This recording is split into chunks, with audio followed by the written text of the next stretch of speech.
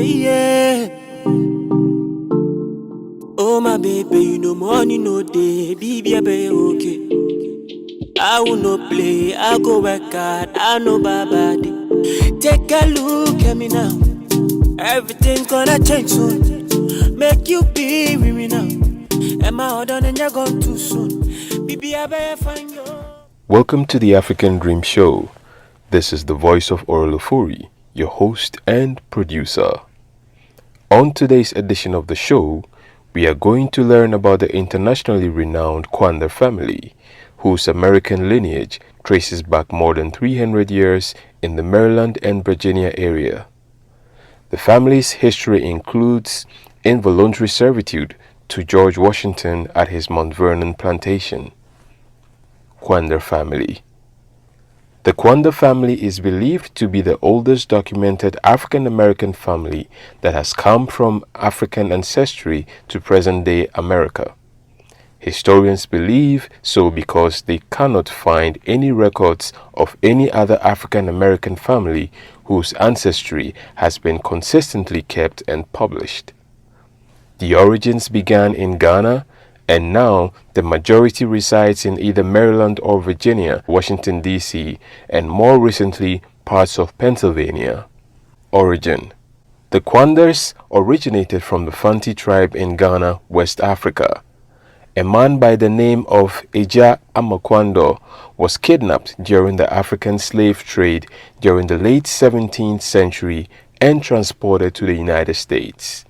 According to official slave records, when slave owners asked for his name and he answered Amquando, it translated to them as I am Quando.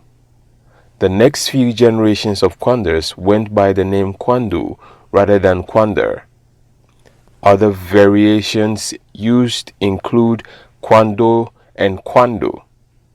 The name became recognized as present-day pronunciation Quander during the 17th century.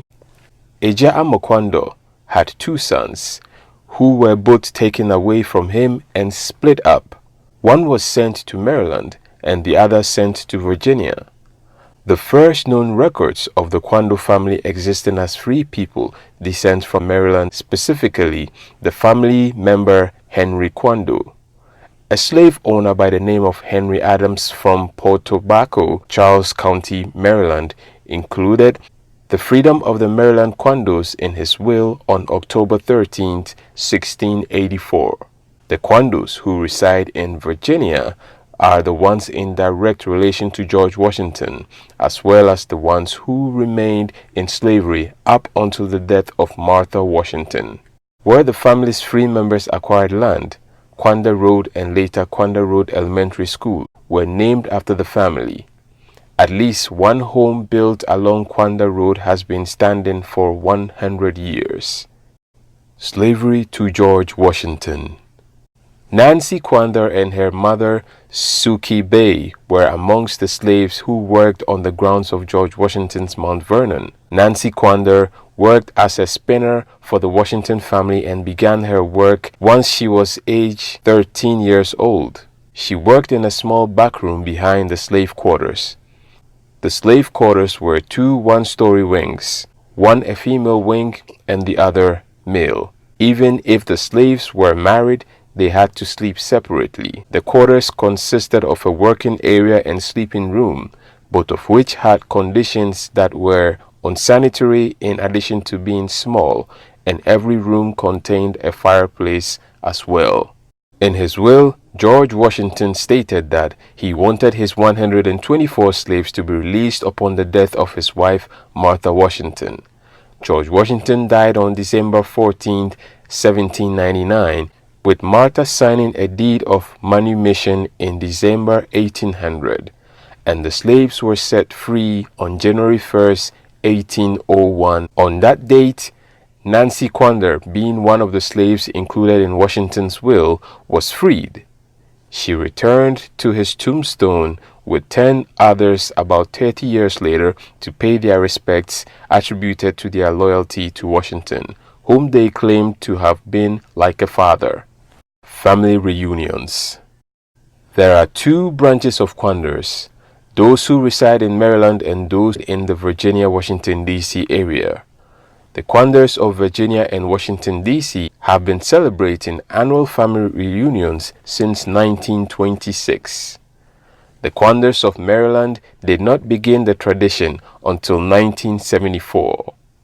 The Quanders had their 85th family reunion held at Mount Vernon for the first time in 2010 to return to the grounds where their family was once enslaved to. The family placed boxwood twigs and curtains on the slave memorial in memory and respect to their ancestors who worked the grounds. Noteworthy Quanders. Henry Quander. Many believe that he is one of the two sons of Eja Quander, who was the first Quander brought to America through the slave trade. He established himself in Maryland to build a family and eventually be freed in 1864. He was one of the first black males to adopt and act on the idea of civil rights, stemming from legal altercations involving his wife and daughters. Charles Henry Quander. Charles Quander is the father of Nancy Quander and worked in the Hayfield Plantation, a slave plantation in present-day Fairfax County, the land of which is now Hayfield Secondary School. Nancy Carter Quander. Nancy Carter Quander, one of the daughters of George Washington's slave Sucky Bay, and by virtue a slave herself, married Charles Quander of Maryland following her release to freedom. She was a spinner and landscaper. Records have been found and kept of her work on the Mount Vernon grounds.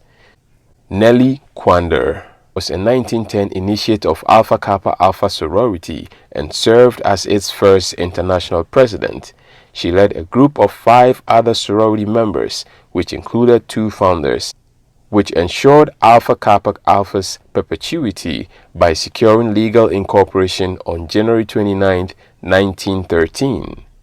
The strategic move enabled Alpha Kappa Alpha to grow by establishing chapters throughout the United States, and later it also protected the name, colors, symbols, and integrity of the organization.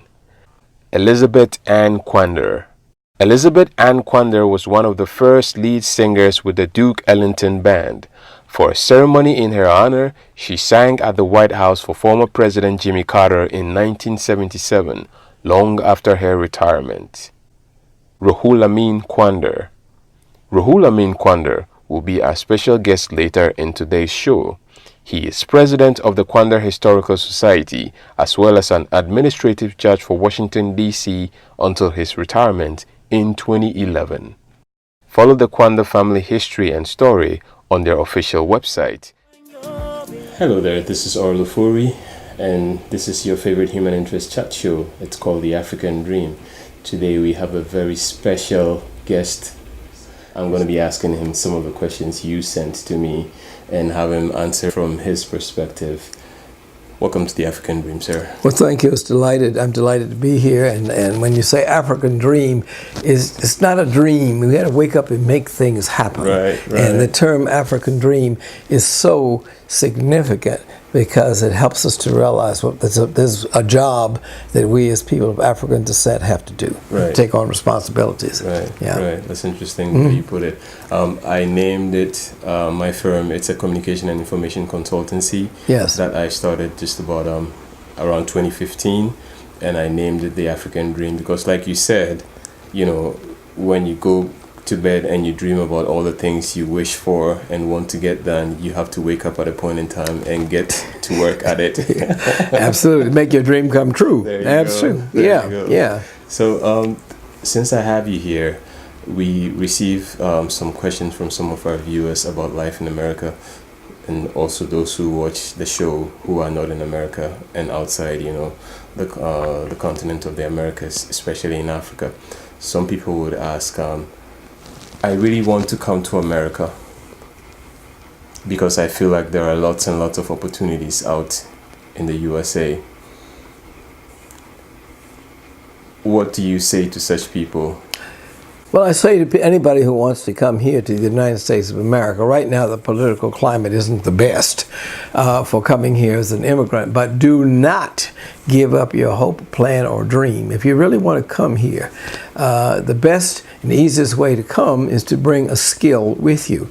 I realize a lot of people don't have a skill, but if you get your education, if that's possible, and get yourself a good skill, a fairly decent job. Maybe you can save a few dollars. It's very difficult if you're in a challenged situation to save any money.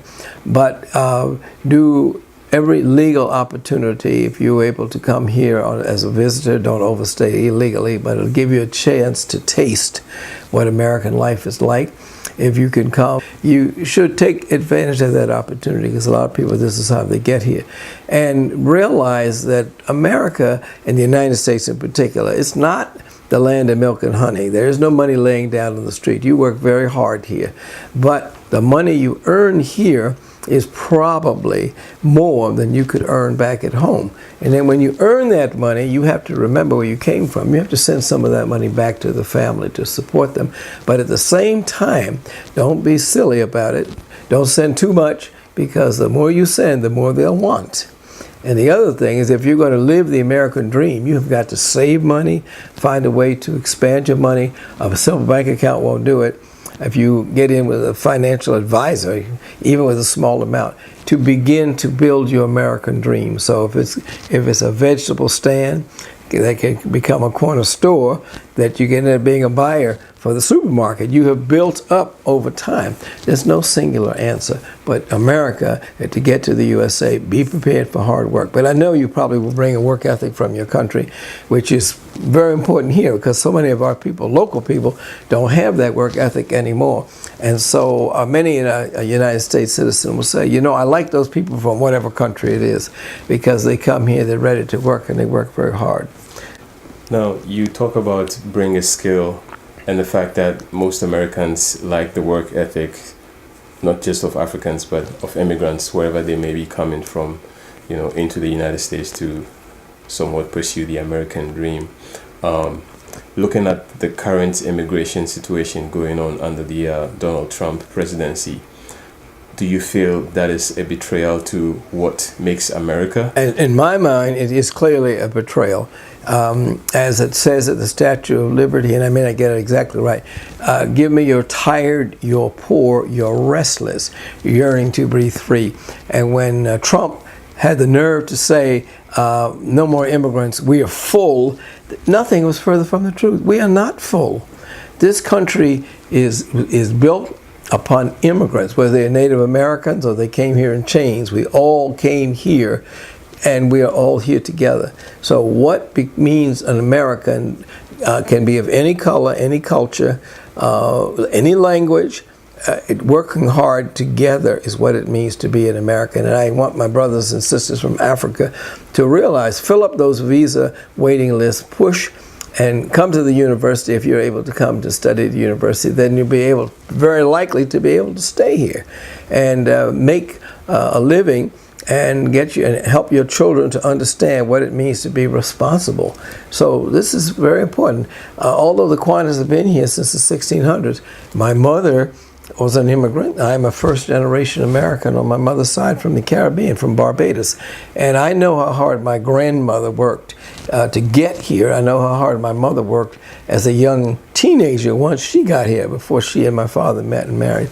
So, and I know how hard I work. I have a good work ethic, and it is that work ethic that my father, the African-American side, had, and my mother, the Indian-Irish side, has. So yes, it's very important. What advice do you have for immigrants in America, or for someone like me from Ghana in West Africa, who is out here in America trying to navigate the system, trying to understand what it means to be American, and just trying to succeed in this whole process? Well, it's an interesting question, because what it means to be an American does not have a single answer. What it means to be an American is that we are a multicultural society. We come from places the world over. We speak different languages. We have different cultures. We are of different color. We dress differently. So there is no singular way what it means to be an American. Learning to speak English is not mandatory, but it certainly goes a long way in helping to understand. Learning about American history and American customs so that you have a better understanding of what it means. I don't want anybody coming here and abandoning, like unfortunately some have done, abandoning their traditional African customs. And but at the same time, you got to understand that you have to kind of want to melt, however, into this society. So be prepared. Come with an open mind. America's arms are open, and we're willing to welcome everyone. The black man, like you and me, the black man has built this nation into what it is today. And anybody who understands and knows about American history knows that the black man built the buildings, literally laid the streets, took care of all the raising of the crops, yet at the same time was held in a slave ship, locked in chains, and not appreciated until fairly recently. So we need to continue with that mission, and for others from the other parts of the world to come, they need to come with an open mind to understand more about African American history, particularly, not just limit themselves to what they perceive as American history, because African American history is a part of American history, but it's a separate dynamic at the same time. And I think Africans coming here with an understanding of what their fellow Africans have done will help them to be more appreciative of what we have earned in our citizenship, and they can come and be a part of it. Tell me, sir, what are some of the ways that Africans in the diaspora can help to improve the fate of the continent of Africa, besides sending home money that they earn from doing work outside of the continent? Well, I guess there's no single answer to that question either, but we have got to get our fellow Africans more into better levels of academic achievement. I'm not saying university necessarily, but Africa's potential for manufacturing, for all sorts of work that Africans can do and have done, and there needs to be more of it. And I am saying that industry, those raw materials that are pulled out of the ground, don't need to be shipped to Europe as raw material. Those things need to be done, particularly to be able to manufacture some of those things right there in the country so that they can be exported as finished goods. I saw in Zimbabwe and Zambia, right there, the bridge, I forget the name of it, right over the Zambezi River, and I saw all those raw materials put on car trains to be exported and to make furniture and all sorts of things. And the question is, why can't those products be manufactured right there in Africa at to a greater level so that they can be exported from whatever country as finished products? And that is what is so very important. We need to bring up every capacity that we possibly can. And those images of people not being capable are just not true. So basically what you're calling for is for the continent of Africa to add more value to her raw materials, be more of a producing, manufacturing continent where they can actually hold a major stake in determining the price of the raw materials that they turn into goods that become worthy for export. Absolutely. Outside the continent. Absolutely. It's begun, it's beginning, it's a little bit ongoing, but it needs to be a lot more. Right. The capacity to create things and to manufacture things in Africa is there. Some countries are doing a better job of it than others, Ghana, but there's so much that can be done and needs to be done. In your opinion, based on your visits, around the world, and especially to the African continent and to Ghana particularly, which is where your family's lineage has been traced to, yes, what do you feel is or are some of the greatest lessons that Africa can teach the world, or America in particular? Well, I think that the greatest lessons that is ingenuity, because the enslaved people here in this country, and this United States is just finally beginning to realize that, and still is not, that the enslaved people were held back so much that they became more focused on accomplishment. And a lot of the infrastructure of this whole United States has been built by people who were being held down, whether they were from Africa or they were from Asia, like been building the railroads in the western part of the nation. I think that recognizing how we can get things done when people say we cannot. People have said no, and no really turned the word on, it turned around, it means on. We have determination, focus, but preparation. Now that preparation means a computer skill, if it means a technical skill so that you can work in a factory or in some place, some type of a laboratory to get yourself to the point where you can create something, create a good, create some benefit of some knowledge. I think this is really the focus. And I'm thoroughly convinced that it can be done. What is holding us back? What's holding us back? I think a lot of us are holding ourselves back because we don't believe we can do it. We have been held to a certain negative standard where people are saying, well, of the attitude against Africa. You see, this is not a new thing. This has been around for centuries. And now it's only in the late 20th and 21st century where we're beginning to see. And now it's become an issue where there are a lot of us are trying to hold us back because they know we've done, they know we can do, but they want to keep us from. And we have to have an I will not be denied attitude.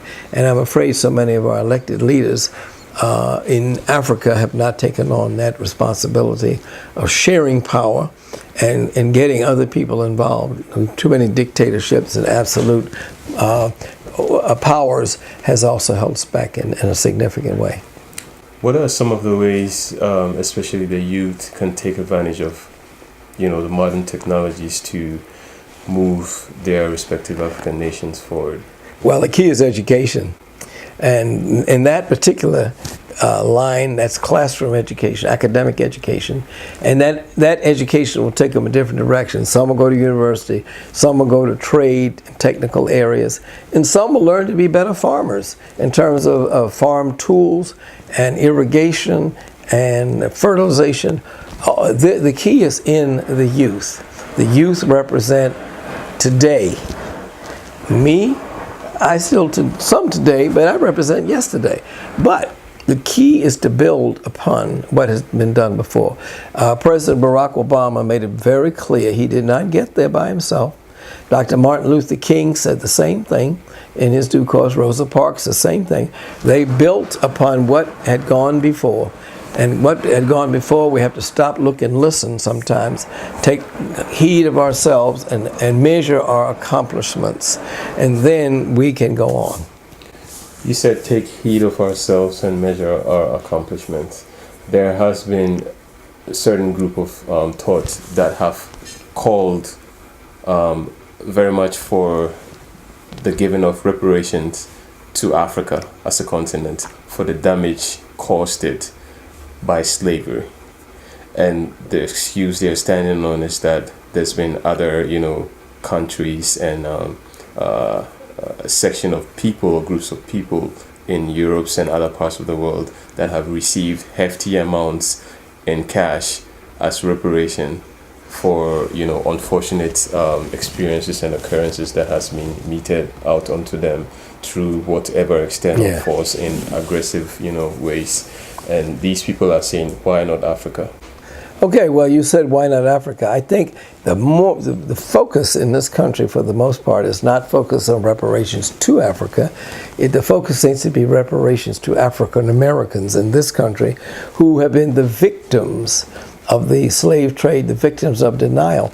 When I talk to people who say from time to time, well, I didn't have anything to do with slavery, or I didn't own any slaves, so we are not going to be even thinking about or entertaining or considering anything, they fully ignore the fact that this is an accumulative thing.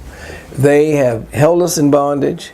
Then after we got out of bondage, then they denied us education.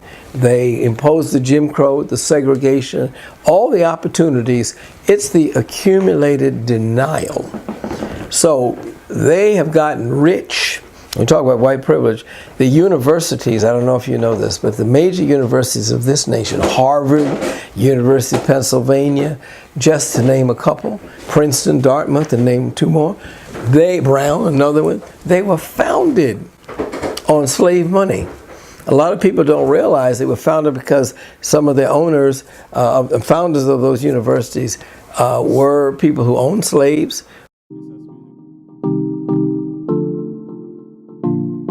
Yeah, yeah. Oh my baby, you know money no day, baby, okay. I will not play, I go work hard, I know bad. Take a look at me now, everything's gonna change soon. Make you be with me now. Am I done and you're gone too soon? Baby, I better find you, baby.